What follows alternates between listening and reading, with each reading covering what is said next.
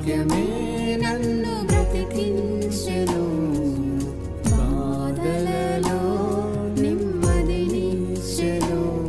అనుదిన ఆత్మీయమన్న కార్యక్రమానికి మిమ్మల్ని అందరినీ ప్రేమపూర్వకంగా ఆహ్వానిస్తున్నాం. ఈ దినము ఆంధ్ర క్రైస్తవ కీర్తనల పుస్తకం నుండి 181వ పాట పాడుకుందాం.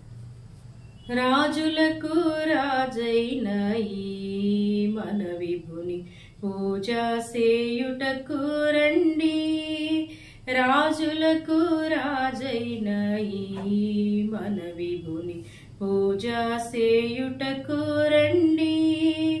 ఈ జయశాలి కన్నా మనకింక రాజవరును లేరని, రాజులకు రాజైన ఈ మన విభుని పూజ సేయుటకు రండి. నక్కలకు బొరియాలుండేనాకాశ పక్షులకు గూళ్ళుండేను, నక్కలకు బొరియాలుండెనాకాశ పక్షులకు గూళ్ళుండేను. ఒక్కింత స్థలమైనను మన విభునికెక్కడ లేకుండేను, రాజులకు రాజైన ఈ మన విభుని పూజ సేయుటకు రండి. ఇట్టి శ్రమలను పొందిన రక్షకుని పట్టుదలతో నమ్మిన, ఇట్టి శ్రమలను పొందిన రక్షకుని పట్టుదలతో నమ్మిన, అట్టహాసము తోడను పరలోక పట్టణంబున చేర్చును, రాజులకు రాజైన ఈ మన విభుని పూజ సేయుటకు రండి, రాజులకు రాజైన ఈ మన విభుని పూజ సేయుటకు రండి. ఈ జయశాలి కన్నా మనకింక రాజవరును లేరని, రాజులకు రాజైన ఈ మన విభుని పూజ సేయుటకు రండి. అనుదిన ఆత్మీయమన్న కార్యక్రమానికి మిమ్మల్ని అందరినీ ప్రేమపూర్వకంగా ఆహ్వానిస్తూ ఉన్నాను. ఈ లెంట్ దినాల్లోని 23వ దినము మరొక పర్యాయము దేవుని వాక్యమును ధ్యానం చేసుకోవడానికి ప్రభు అనుగ్రహించిన కృపను బట్టి దేవాది దేవునికి మొదటిగా కృతజ్ఞతాస్తుతులు తెలియజేసుకుంటూ ఉన్నాను. ఈరోజు యేసుక్రీస్తు ఖండించిన ఒక లక్షణాన్ని మనం జ్ఞాపకం చేసుకుంటే మత్తయి సువార్త 6వ అధ్యాయము 5వ వచనంలో మనం చూస్తాం. మరియు మీరు ప్రార్థన చేయున్నప్పుడు వేషధారుల వలె ఉండవద్దు. ప్రియమైన దేవుని బిడ్డలారా, ప్రార్థన అనేది క్రైస్తవ విశ్వాసంలో చాలా ప్రాముఖ్యమైనదని మనకందరికీ తెలుసు. ప్రతిరోజు ఉదయం లేవంగానే తప్పకుండా మనం అందరము ప్రార్థన చేసుకుంటాం. అలాగే రాత్రి పడుకునే సమయంలో కూడా దినమంతా కాపాడినందుకు కృతజ్ఞతాస్తుతులు చెల్లిస్తూ ప్రార్థన చేసుకుని పడుకుంటాం. ఇంకను ఏ ఏ పనులు మనము ప్రారంభించుకున్నప్పటికీ వాటన్నింటినీ ప్రార్థనా పూర్వకంగానే ప్రారంభించుకోవడానికి ముగించుకోవడానికి మనము ప్రయత్నం చేస్తూ ఉంటాం.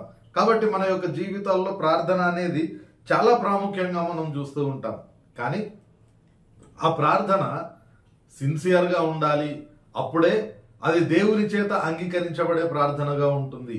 కానీ ఇక్కడ మనం జ్ఞాపకం చేసుకుంటే 6వ అధ్యాయము 5వ వచనంలో ఆయన మాట్లాడుతూ చెప్తూ ఉన్న మాట, మీరు ప్రార్థన చేయున్నప్పుడు వేషధారుల వలె ఉండవద్దు అనే మాట చెప్తున్నాడంటే, అక్కడ చేరి ఉన్న ఆ ప్రజల్లో అనేక మంది ప్రార్థన చేస్తూ ఉన్నారు కానీ దేవుడు అంగీకరించే విధంగా ప్రార్థన చేయడం లేదు. అంటే ఒక రకంగా వాళ్ళు ఏ విధమైన ప్రార్థన చేస్తూ ఉన్నారు అనంటే, ఆయనే చెప్తూ ఉన్న మాటను మనం చూస్తాం కదా, మనుషులకు కనబడవలెనని సమాజ మందిరములలోను వీధి మూలల్లోనూ నిలిచి ప్రార్థన చేయుట వారికి ఇష్టం. ఈ మాటలన్నీ చెప్తూ ఉన్నప్పుడు వేషధారణ ప్రార్థన వాళ్ళు చేస్తూ ఉన్నారు.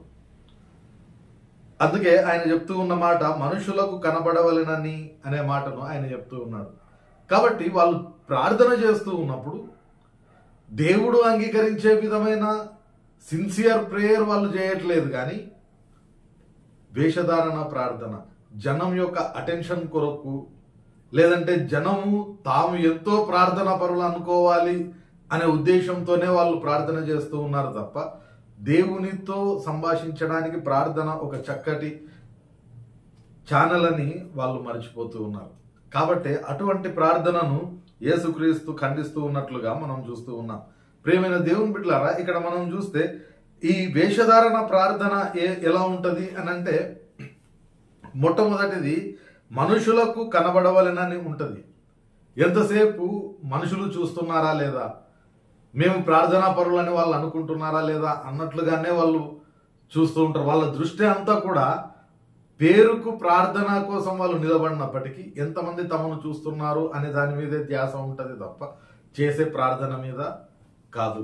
రెండవది, ఈ వేషధారణ ప్రార్థనలో ఉండే రెండవ ప్రమాదం ఏంటంటే, జనం యొక్క అటెన్షన్ వాళ్ళు కోరుకునే వాళ్ళుగా ఉంటారు. అందుకే ఇక్కడ చెప్పబడుతూ ఉన్న మాట, యేసుక్రీస్తే చెప్తూ ఉన్న మాట, సమాజ మందిరములలోను వీధి మూలలలోనూ నిలిచి ప్రార్థన చేయుట వారికి ఇష్టము అనే మాటను మనం చూస్తూ ఉన్నాం.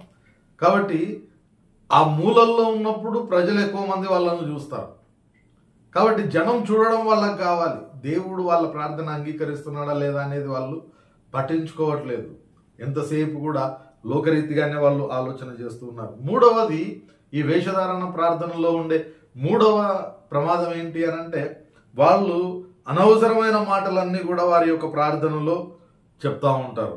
ఇక్కడ మనం చూస్తూ ఉన్నాం కదా, నీవు ప్రార్థన 7వ వచనంలో మనం చూస్తాం, మీరు ప్రార్థన చేయనప్పుడు అన్యజనుల వల్లే వ్యర్థమైన మాటలు వచింపవద్దు అనే మాట మనం ఇక్కడ చూస్తూ ఉన్నాం. కాబట్టి వేషధారణ ప్రార్థనలో ఉండే మూడవ ప్రమాదము, అన్యజనుల వల్లే వ్యర్థమైన మాటలు మాట్లాడుతూ ఉంటారు.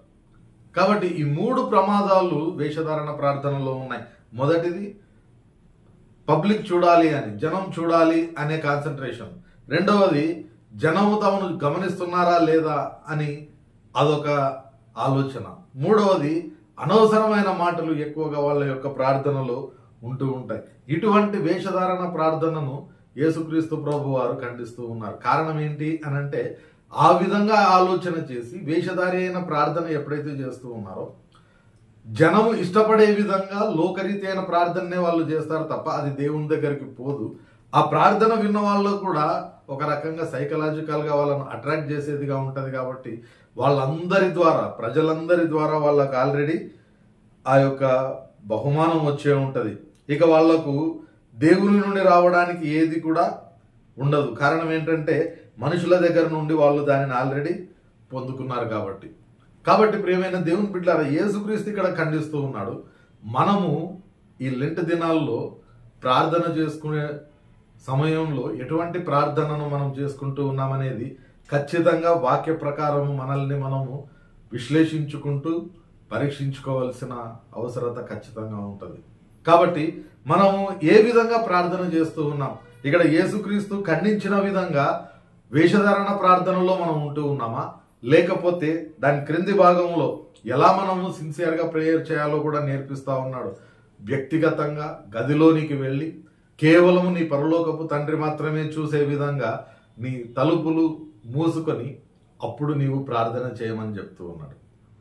మరి మనము కేవలం దేవుడు చూసే విధంగా ప్రార్థన చేస్తూ ఉన్నామా, దేవుడు అంగీకరించే విధంగా ప్రార్థన చేస్తూ ఉన్నామా, లేకపోతే మనుషుల కొరకు లోకరీతిగా మానవుల యొక్క మెప్పు పొందుకోవడానికి మనము ప్రార్థన చేస్తూ ఉన్నామా అనేది మనం ఖచ్చితంగా పరీక్షించుకోవాల్సిన వాళ్ళమై ఉన్నాం. లూకా సువార్తలో ఇంకొక మాట యేసుక్రీస్తు మనకు జ్ఞాపకం చేస్తాడు. మనము సిన్సియర్గా ప్రార్థన చేయడానికి ప్రయత్నం చేస్తే తప్పకుండా దేవుడు మన ప్రార్థన ఆలకిస్తాడు. కారణం ఏంటి అని అంటే, అక్కడ ఒక ఉపమానం కూడా ఆయన చెప్తూ ఉన్నాడు. ఒక వ్యక్తి దగ్గరికి ఒక విధవరాలు వచ్చి రెగ్యులర్గా విసిగిస్తూ ఉంది. చాలాసార్లు తన అవసరం తీర్చమని ఆమె అడుగుతూ ఉంది, కానీ ఆయన వినడం లేదు. కానీ ఆమె అదే పనిగా అడుగుతూ ఉండడం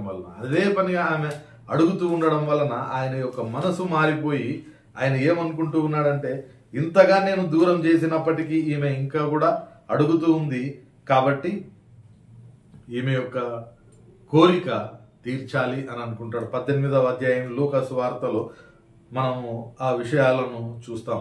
అతడు దేవునికి గాని మనుషులను గాని లక్ష్య పెట్టని న్యాయాధిపతి అనే మాటను మనం చూస్తూ ఉన్నాం. ఆయన దగ్గరకు ఒక విధవరాలు వస్తూ ఉంది. తీర్పు తీర్చమని అడుగుతూ ఉన్నప్పుడు ఆయన ఏమాత్రం కూడా పట్టించుకోవట్లేదు.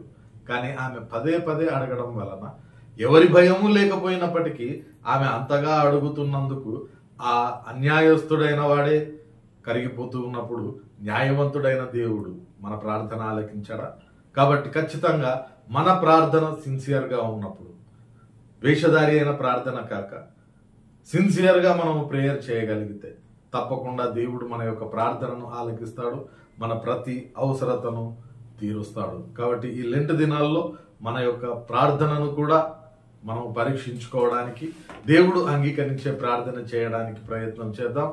పరిశుద్ధాత్మ దేవుడు సహాయం దయచేయును కాక. ప్రార్థన చేసుకుందాం. పరిశుద్ధుడైన దేవా, ప్రేమ గల మా తండ్రి, మరొక పర్యాయము మా ప్రార్థన ఏ విధంగా ఉండాలో ప్రభువా మీరు మాకు బోధించిన విధానమును బట్టి నీకు వందనాలు చెల్లించుకుంటూ ఉన్నాం. మనుషులు చూడవలెనని మనుషుల మెప్పు కోరుతూ ప్రభువా, ఒకవేళ మేము ప్రార్థన చేసే వాళ్ళంగా ఉన్నట్లయితే మమ్మల్ని మేము పరీక్షించుకొని మార్చుకోవడానికి, కేవలము నీ ద్వారా మేము జవాబు పొందుకోవడానికి, ప్రభువా నీవు అంగీకరించే ప్రార్థన చేయడానికి మాకు నేర్పించి నడిపించమని వేడుకుంటూ, వినిన ప్రతి వారి హృదయంలో ఈ వాక్యమును మీరే నాటి భద్రపరిచి ఫలింపజేయమని, నేటి దిన కార్యక్రమాలన్నింటిలో కూడా తోడుగా ఉండి ప్రతి పనిని విజయవంతంగా ముగించుకోవడానికి కృప దయచేస్తూ, రేపటి దినాన ప్రభువా మరొక పర్యాయం నీవు అనుగ్రహించే ఈ అనుదిన ఆత్మీయమన్నాను భుజించే వరకు నీ సన్నిధిని మాకు తోడుగా ఉంచమని వేడుకుంటూ యేసు పరిశుద్ధ నామమున ప్రార్థిస్తున్నాం తండ్రి, ఆమెన్. తండ్రి, కుమార, పరిశుద్ధాత్మ త్రియేక దేవుని సకల దీవెనలు సదాకాలం మనకందరికి తోడయ్యుండి నడిపించునుగాక. ఆమెన్.